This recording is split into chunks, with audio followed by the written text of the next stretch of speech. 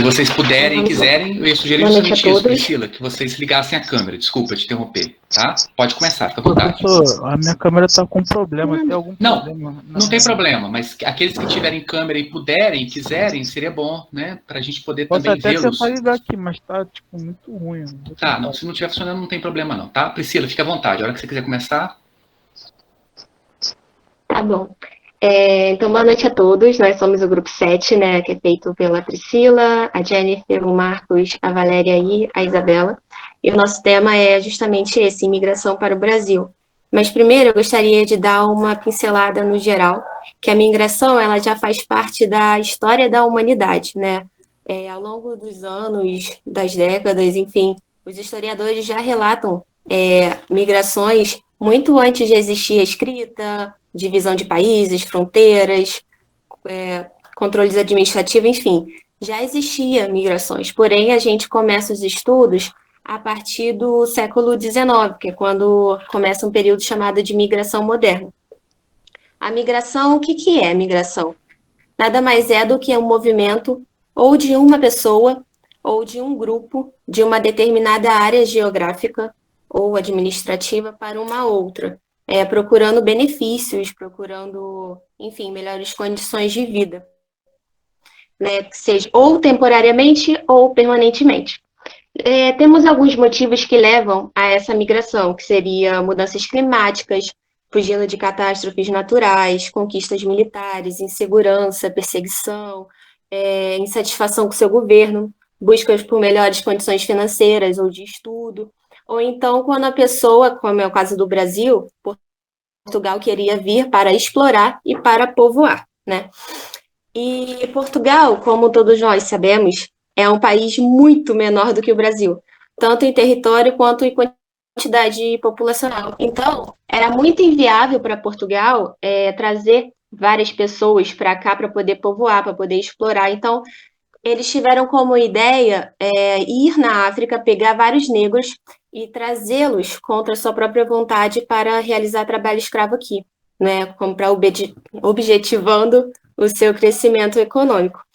Então, a partir de 1824, após a independência, Dom Pedro I retoma o projeto de criação de uma nação civilizada, que a intenção era nada mais do que trazer agora colonos europeus para cá, para poder fazer uma cidade, uma colônia mais civilizada e também para embranquecer um pouco o povo que vivia aqui, né? E esses colonos se hospedaram principalmente em 9 colônias, que eram 5 no Rio Grande do Sul, 2 em Santa Catarina, uma no Paraná e uma em São Paulo, né? E aqui a gente pode ver que entre meados do século XIX e 1930, pode passar, Jennifer, por favor. Isso. Entre meados do século XIX e 1930, teve um período de forte atração migratória aqui para o Brasil. E após isso, teve um período de 5 décadas, né, sem muita diferença populacional. E, no caso, depois que o governo militar ele editou a Lei 6.815, passaram a haver movimentos populacionais agora de saída para o exterior. E essa lei vai ser explicada agora pelo Marcos. Boa noite a todos, eu sou o Marcos, vou explicar sobre a lei que foi implementada durante o governo militar, e essa lei, ela estava, até recentemente ela estava em vigor, mas em 2017 uma nova lei foi aprovada, inclusive vamos falar nos slides a seguir, mas essa lei durante o governo militar era voltada para, entre aspas, a segurança nacional, queria ver, manter uma estabilidade também, entre aspas, no país, e via o imigrante como um problema. Então, a gente não vê muitos fluxos migratórios durante essa época. E também, durante esse período, a partir dessa lei foi criada o Conselho Nacional de Imigração, que ele devido à baixa pressão, né, dessa lei, dessa demanda, seguia uma lógica de atender a demanda da força de trabalho, né? Inclusive o professor, em algumas aulas, explicou de querer ter uma mão de obra mais barata a partir desse pensamento. de conseguir um maior mercado consumidor. Óbvio que na época a gente tinha menos população que hoje. Então esse Conselho Nacional foi basicamente criado a partir dessa ideia. Pode passar de slide, por favor? E aí agora eu vou explicar sobre os imigrantes que foram registrados, né, no Brasil e de 2011 até 2019. Cerca de 1 milhão de imigrantes foram registrados, foram considerados todos nos amparos legais, mas um adendo aqui, apesar desses imigrantes estarem em condições legais, eles vieram por vias ilegais, a maioria, mas eles conseguiram o dito passaporte humanitário para conseguir se estabelecer aqui no Brasil, então por isso que eles estão considerados por amparos legais. E outro adendo interessante, cerca de 400 mil, 399 mil, está no slide, desses imigrantes foram mulheres. A gente percebe cada vez mais as mulheres sendo chefes de família, sendo implementadas no mercado de trabalho, então por isso cada vez mais um aumento de mulheres, né, na imigração, vindo aqui para o Brasil. E os imigrantes de longo termo, seriam os imigrantes que permanecem por um período superior, né, no país, a gente pode perceber, assim como está explicado aí também, cerca de 41% dos registrados foram mulheres, como eu disse, e tem destaque aqui a Venezuela, o Paraguai, a Bolívia e o Haiti, que geralmente muitos imigrantes, né, a maioria dos imigrantes registrados aqui no Brasil, são desses países. E nesse gráfico aí, eu gostaria de citar Haiti e a Venezuela. A gente perceber, tem um aumento gradativo desses imigrantes, né, que se estabelecem aqui no Brasil. E o Haiti, a gente sabe da situação que teve, se não me engano, foi 2010, o terremoto, condições que foram catastróficas lá, fome, políticas, e cada vez mais a gente vê imigrantes do Haiti vindo para cá. Ainda teve a ocupação militar lá no Haiti. E na Venezuela, recentemente, com um problema econômico e também político, com as políticas de Nicolás Maduro, a gente vê um aumento também gradativo desses dois países na sua população vindo aqui para o Brasil. Pode passar, por favor.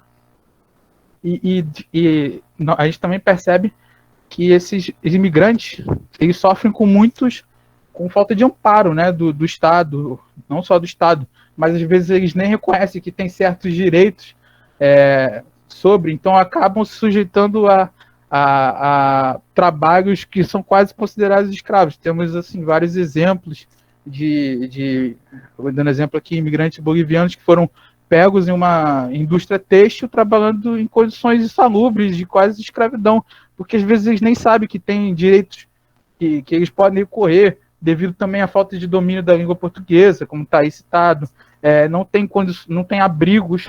Eu posso até citar um exemplo aqui na minha rua, recentemente, cheguei a ver 4 venezuelanos pedindo comida, não tinham domínio da língua, só conseguiram falar que eles queriam comida, mas depois a igreja daqui conseguiu dar um suporte para eles, mas às vezes eles não têm nenhum tipo de amparo da parte do Estado, ou às vezes até da população aqui, que tem aquela questão que a gente sabe que é xenofóbica. E muitos desses venezuelanos, eles também vão para aquelas áreas ali do Acre, da Roraima, por isso que a gente vê muito crescimento da população naquela área ali. E é isso, essa ausência de políticas de inserção que cada vez mais os imigrantes tendem a ter dificuldade de vir aqui para o Brasil. Pode passar, por favor. E é isso. Boa noite, gente. Agora eu vou falar sobre a inserção dos imigrantes no mercado de trabalho.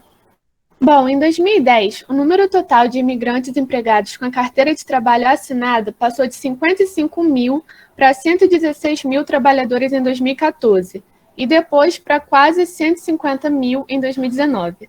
Olhando para esses dados, parece que foi um bom aumento dos estrangeiros no mercado de trabalho, né? Mas a gente tem que levar em conta que o Brasil tem cerca de 1 milhão de imigrantes. Então, dá para a gente comparar que realmente tem pouco trabalho para esse povo, já que tem 1 milhão e só tem 150 mil com carteira de trabalho assinada. Bom, sobre as regiões com maior oferta de emprego, fica o Sudeste em primeiro lugar, claro, por causa do Rio de Janeiro e São Paulo, que oferecem de trabalho. Em último lugar fica o Nordeste, né, que devido às suas baixas ofertas se torna o responsável pela maior taxa de desemprego no país. Já em relação às remunerações, os imigrantes da cor ou raça amarela, que em maioria são os asiáticos, e de raça branca, que são os europeus e norte-americanos, recebem rendimento muito superior aos de cor ou raça preta, que infelizmente, né, visto que os negros, sendo imigrantes ou não, no nosso país são bastante discriminados. Boa noite, gente. Comentarei aqui com vocês agora sobre a questão do imigrante no mercado de trabalho informal, tá? Nesse slide, separamos aqui para vocês os principais grupos de ocupação, onde temos a presença do imigrante na área do comércio, da indústria, da tecnologia e da ciência. Nesse último tópico, destacamos que grande parte dessa população preferiu trabalhar de forma autônoma, tá? Para além do que está sendo exposto nesse slide, eu gostaria de pontuar algumas situações que esse imigrante vivencia, tá? Essa iniciativa de trabalhar de forma autônoma, muitas das vezes ela é causada pela falta de oportunidade, tá? E aí agora eu vou informar para vocês, cada situação dessa desencadeia outra situação e assim sucessivamente, tá? Essa falta de oportunidade, ela é gerada pelo alto desemprego no país, né? E essa falta de oportunidade, o alto desemprego gera a fome, a miséria, e todo esse contexto faz com que o imigrante tenha que se reinventar, né? Agora, voltando para a questão do desemprego no país, a falta de emprego gera a exploração. E essa exploração, ela é caracterizada pelo aumento da carga horária de trabalho e pelo salário inferior que é pago para esse imigrante em comparação ao que é pago no mercado formal. Tá? Isso também acontece muitas das vezes pela falta de informação e conhecimento. E toda essa trajetória que eu passei para vocês, que é a fome, a miséria, a falta de oportunidade e o alto desemprego no país, faz com que esse imigrante se sujeite a essa exploração. Tá? Mais de 50% desses trabalhadores possuem nível de instrução médio completo ou superior, porém se encontram em ocupações inferiores em relação à qualificação que eles possuem. E a composição etária desses imigrantes no mercado informal, ele é caracterizado por uma população mais jovem em comparação ao mercado formal, onde varia entre 20 a 29 anos, tá? E eu gostaria de destacar aqui para vocês, especificamente a cidade do Rio de Janeiro. A gente tem um grande fluxo desses imigrantes na área comercial. E eu exemplifico aqui para vocês a Rua Uruguaiana ou até mesmo Saara, no centro do Rio, né, onde a gente vê vendedores e ambulantes, uma grande diversidade cultural de pessoas trabalhando, né, nessa área comercial. Pode passar o slide, Jenny. Nesse slide, a gente tem aqui uma tabela onde foi realizado um levantamento desses imigrantes ocupados no setor informal e o seu rendimento médio em 2010 e 2015. E aí, a gente tem dois blocos separados, onde esse primeiro é em relação à população ocupada e o segundo ao rendimento médio. Nesse primeiro bloco, a gente vê aqui que em relação a 2010 e a 2015, teve um aumento significativo de 67,1% em comparação à população ocupada de 2010. No segundo bloco, em relação ao rendimento médio, de 2010 a 2015, a gente tem um aumento significativo no rendimento feminino, com um crescimento de 55%, enquanto o masculino teve uma queda de 13%, como mostra a tabela. E agora eu passo a palavra para o Marcos.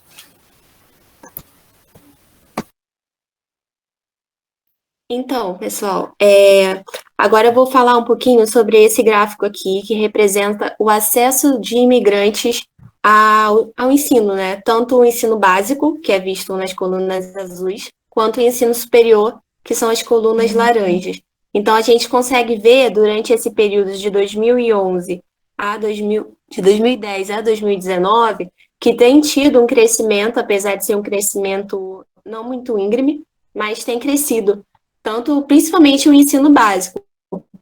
Mas com relação ao ensino superior, o crescimento também tem acontecido, mas tem sido muito, muito, muito discreto. Mas também na sociedade brasileira, no geral, entre os brasileiros, o número de matrículas no ensino superior também cresce muito lentamente. Então, não teria, né, como hipótese esperar algo muito diferente no meio dos imigrantes. Pode passar.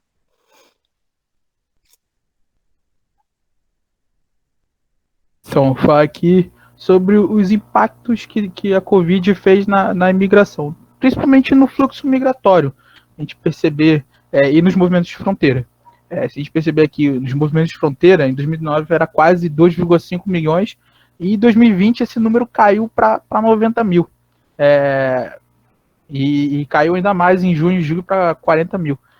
Muito se deve também a também restrição de chegada de imigrantes para o Brasil com variantes e as dificuldades que eles enfrentam dentro dos seus países, né? Então, por isso que a gente percebeu uma queda brusca no fluxo migratório do Brasil nesse último ano que teve aí, não só o medo do Brasil em relação à vinda de variantes, assim como o medo dos imigrantes vir aqui, porque a gente teve não fomos muito exemplares no combate à Covid-19. Também percebe-se nos registros migratórios, recebeu 75% a menos imigrantes entre janeiro e agosto de 2020, em comparação com 2019. E imigrantes de longo termo, que foram os que residiram aqui, caiu com cerca de 84%, muitos retornando também para os seus países de origem, para ficar perto, às vezes, das suas famílias, e é isso. A gente percebeu que foi bem impactante a Covid-19 nos fluxos migratórios. Pode passar, Jane.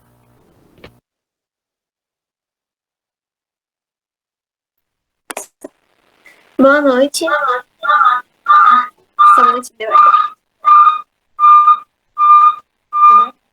Então, o grupo também gostaria de ressaltar agora, falar um pouquinho sobre a Lei de Imigração, que é a Lei 13.445 de 2017. É uma lei relativamente nova, né? E ela tem mais de 115 artigos e o grupo gostaria de destacar algumas coisas assim principais, mais importantes mesmo. Então, nessa lei, ela prevê alguns princípios que são muito importantes. O princípio da universalidade. Isso quer dizer que é aplicado a todo ser humano. Nós também podemos lembrar aqui da Constituição Federal, né? No artigo 5º, fala a respeito de direitos fundamentais, né? Fala sobre a dignidade da pessoa humana e todas essas coisas. Bom, além disso, a lei também prevê a prevenção contra a xenofobia e o racismo. E isso, com certeza, é muito importante. Além da acolhida humanitária do imigrante. Outra coisa que é importante destacar é o registro civil. Os imigrantes, eles podem chegar aqui no Brasil, eles podem fazer o registro civil e realizar, né, esses atos tão importantes da vida civil, assim como os brasileiros. Tem vários tipos de visto, né, o visto fronteiriço, residente e também o provisório. Eu imprimi aqui para mostrar para vocês. Na verdade, só muda a cor. As informações são basicamente as mesmas. Fala assim, a respeito do nome do imigrante, do país de origem, filiação, assim, os dados bem importantes mesmo, facilitam na identificação deles. Outra coisa importante de falar é com relação à residência, né? Vários tipos de pessoas podem chegar aqui no país, tanto para pesquisa, para trabalhar, para poder estudar. Também na lei fala a respeito do direito à reunião familiar. Parece uma coisa bem simples, mas às vezes a pessoa não quer somente pesquisar ou trabalhar aqui ou estudar, mas realmente se reunir com a família. Isso é muito importante. Essa parte aqui também fala sobre a acolhida humanitária, mais uma vez, para destacar, né, esse assunto. Bom, o grupo conseguiu fazer uma entrevista com um americano que mora aqui no Brasil, ele mora em Pernambuco, e nós gostaríamos de ler para vocês, tá bom? Eu vou ler aqui as perguntas e as respostas. Qual é o maior desafio que você enfrenta como imigrante no Brasil? Ele respondeu: eu tenho que admitir que o idioma tem sido o maior desafio até agora. As gírias realmente me confundem.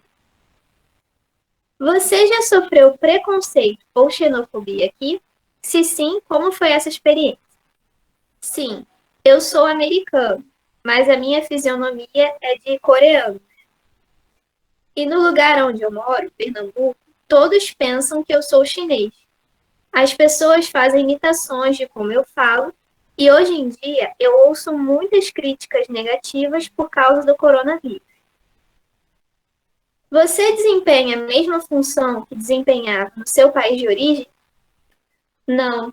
Nos Estados Unidos, eu trabalhava como chefe de um restaurante e no Brasil eu trabalho com vendas, pois a dificuldade para aprender o português tornou quase impossível uma oportunidade na minha área. Qual é a diferença entre o seu país e o Brasil? Quais são os prós e contras de morar aqui? Existem muitas diferenças. Nos Estados Unidos é mais seguro e há mais oportunidades. Já no Brasil, há sempre um clima familiar e festivo. E por último, que motivo levou você a emigrar para o Brasil? Minha esposa é brasileira e meus sogros são idosos, por isso nós mudamos para o Brasil, a fim de ajudá-los. Bom, nós gostamos muito dessa entrevista porque ela deixou claro que há uma diferença entre o que está escrito na lei, né, e a realidade. No caso, os imigrantes sofrem muito preconceito ainda e muita xenofobia, apesar da quantidade de imigrantes que tem aqui no Brasil. Isso não mudou esse quadro aí.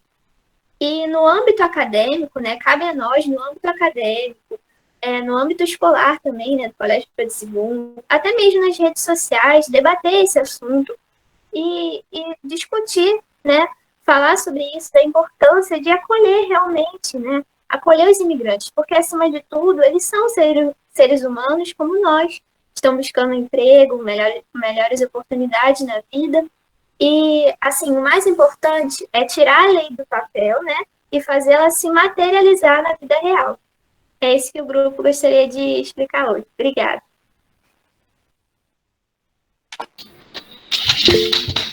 Excelente, parabéns pela apresentação, pessoal. Gostei bastante.